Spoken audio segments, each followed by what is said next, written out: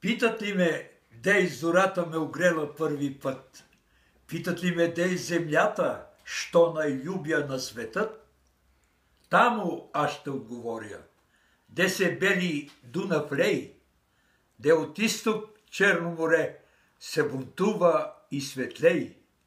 Тамо, де се възвишава горда стара планина, де Марица тихо шава и Стракийска равнина.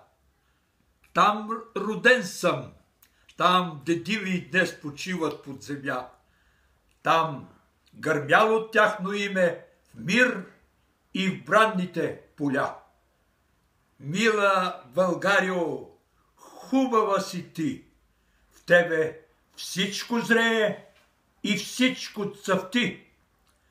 Твоите долини чисти, благоплодни, имат в себе всички прелести природни.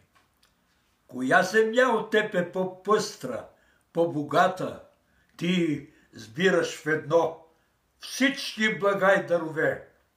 Хляб, свила, рози, нектар, цветя и плодове. На изтока светлика, на юга аромата. Горите ти са пълни с хармония и хлад. Долините с трендафил, гърдите с благодат.